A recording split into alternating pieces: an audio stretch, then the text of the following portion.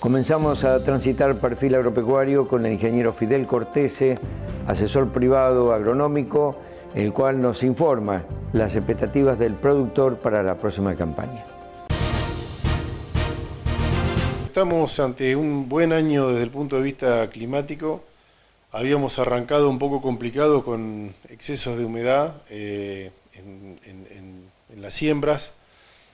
Algunos lotes tuvimos que dejar algunas partes sin sembrar, algunos lotes hubo que cambiarlo de fina a gruesa, pero en general lo que se sembró y lo que no se perdió en las primeras grandes lluvias están muy lindos, tanto trigo, cebadas, avenas, realmente están muy buenos. Hubo algunos inconvenientes desde el punto de vista sanitario, ya que tuvimos algunos ataques de enfermedades en cebadas, fundamentalmente lo que es escaldadura y también mancha en red, y en trigo por segundo año consecutivo tuvimos la roya amarilla o roya lineal, pero en general ya tanto técnicos como productores están al tanto de estas enfermedades y con un buen monitoreo se logra llegar a tiempo a los cultivos y hoy tenemos excelentes productos como para poder controlarlo. Así que te diría que en general hoy estaría faltando una lluvia generalizada, 30-40 milímetros no vendrían mal, tanto para la fina, para que terminen bien los cultivos y también para poder sembrar sin problema lo que es los cultivos de verano, tanto girasol, maíz como soja. Sí, hablando con algunos productores me decían, en algunos lados las napas parecía que están arriba, están complicados, y por otro lado, para el lado de Cascallares, para esa zona, me decían está faltando agua, ¿no? Es como que en el mismo partido hay distintos tipos. Sí, los suelos son distintos, la capacidad de almacenaje son totalmente distintas. Hay alguna zona más complicada, la zona costera del partido Coronel Dorrego sigue complicada porque sigue entrando agua de arriba, siguen habiendo caminos cortados, lotes que todavía no se pueden entrar. Así que esa situación está también en la zona de Copetonas, costera, hay algo de excesos hídricos, pero en el resto no vendría mal. Las lagunas han bajado algo, así que eso nos da es un indicador indirecto de cómo están las napas. Y bueno, digamos nosotros tenemos distintos suelos dentro del partido de Tres Arroyos. Hay suelos que no tienen tosca, claro, entonces en esos suelos la capacidad de almacenaje es muy buena, los cultivos profundizan raíces y son capaces de captar agua de más abajo. En cambio, si nosotros tenemos un lote que tiene tosca 40, 50, 60 centímetros, una vez que se evaporó lo de la última lluvia, estamos con problemas. Entonces, tanto esos lotes como las lomas o la parte más alta de los lotes, la verdad que no le vendría mal un golpecito de agua. Fidel, cuando uno observa los distintos hectáreas dedicadas a lo que es fina, uno ya empieza a pensar, el productor, qué está pensando para hacer en gruesa. ¿Está pensando un poquito más en el girasol que en la soja? Sí, este año particularmente por lo que uno habla con los productores y en las agronomías y con los asesores, y viendo los resultados del año pasado, porque también somos un poco de tener una memoria corta y ver lo que pasó el año pasado, en general los girasoles anduvieron bien. Recordemos que el año pasado tuvimos un estrés muy importante en el verano. El girasol es uno de los cultivos que más se adaptan al estrés hídrico, y realmente los resultados fueron, digamos, satisfactorios para lo que llovió. Entonces hay algo que se ha volcado más a girasol. Otra ventaja del girasol es que nosotros en marzo lo estamos cosechando, frente a una soja que entramos a cosecha fines de otoño e invierno, y muchas veces los días más cortos, mayor humedad relativa ambiente, mayores lluvias, hacen que se nos complique más la cosecha de soja. Por lo tanto, el cultivo de girasol en nuestra zona se adapta perfectamente bien, nos libera antes el lote para el cultivo de fina siguiente. Por lo tanto, al productor de Tres Arroyos, de San Cayetano, Necochea, son productores que les gusta el girasol, que funciona bien, y por lo tanto cuando el mercado da alguna señal, se siembra un poquito más. El tema en girasol es complicado porque el mercado, si bien no es un monopolio, actúa como monopólico, y eso hace que muchas veces el productor no le guste ese mercado. Pero sí, es cierto que se va a sembrar más. Sobre todo que la paloma por lo menos ya no dejó de ser tanto la plaga, por lo menos no se habla tanto. Claro, no se habla tanto.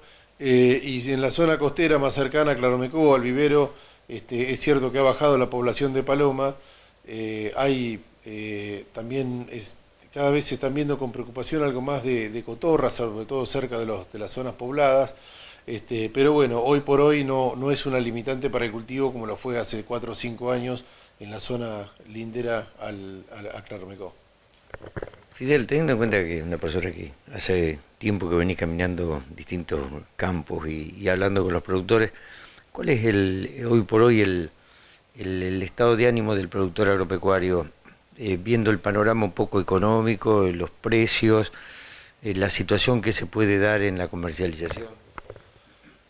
El ánimo del productor ha cambiado en los últimos 2 años a partir del cambio político en el país.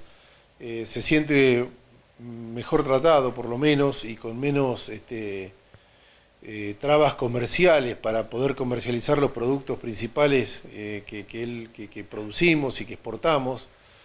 Pero desde ya nosotros estamos en un mercado abierto donde estamos insertos en el mundo, y hoy los precios relativos en los mercados mundiales de los principales productos, tanto soja como maíz o girasol o trigo, están por debajo del promedio de los últimos 10 años. Por lo tanto, hoy digamos, no hay una rentabilidad que haga que uno pueda estar con el ánimo muy alto. Es cauto, pero sí somos conscientes que si no hay una rentabilidad es porque el mercado tiene un precio bajo.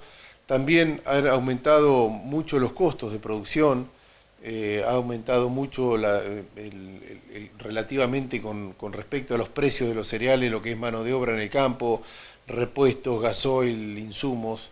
Entonces, claro, el costo fijo es muy alto, la parte impositiva sigue siendo muy alta para el productor y para las explotaciones en general. Por lo tanto, si bien hay un ánimo distinto y más positivo, también es cierto que la rentabilidad hoy hace que el productor mire el futuro con una gran preocupación. La pregunta es que por lo menos no lo ves tan preocupado con los bancos, con la parte económica que estaba antes agobiado, y está pensando casi más en ver cómo puede acopiar y puede empezar a guardar y vender en el mejor momento. Es como que uno lo observa que parecía que está más tranquilo, ¿no? Sí, es cierto. Además hay herramientas financieras que permiten poder tener algún tipo de cobertura con respecto al futuro, y eso es bueno para poder cubrirse y disminuir los riesgos. Así que eso realmente es así. Desde ya que nosotros venimos de una situación muy complicada en el campo. Entonces, si bien en este momento se han ido pagando gran parte de la parte crediticia, no solamente bancaria, sino también comercial que tenía el productor, hoy se está acomodando, pero veníamos de una situación de un endeudamiento bastante importante, por lo tanto se está sacando la cabeza, no es que hoy sea un momento floreciente y que hoy hay un derrame de ganancias. Si bien es cierto que hay renovación del parque de maquinaria, de camionetas, de instalaciones, el productor enseguida donde hay una buena rentabilidad lo vuelca en su pueblo y en su campo y mejorando las condiciones de producción. Para nada es especulativo como se pudiera o se ve en otras actividades.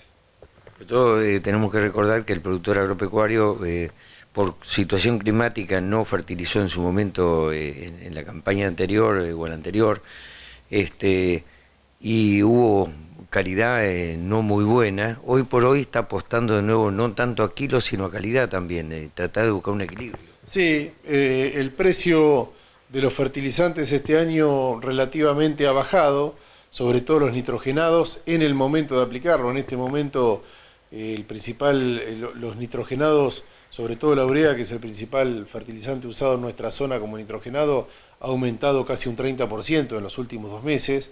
Pero es cierto que lo que es cultivo de fina, tanto cebada como trigo, se hicieron con precios más bajos y por lo tanto se usó un poco más de fertilizante que otros años. Desde ya que también la parte de calidad tiene que ver mucho con el clima.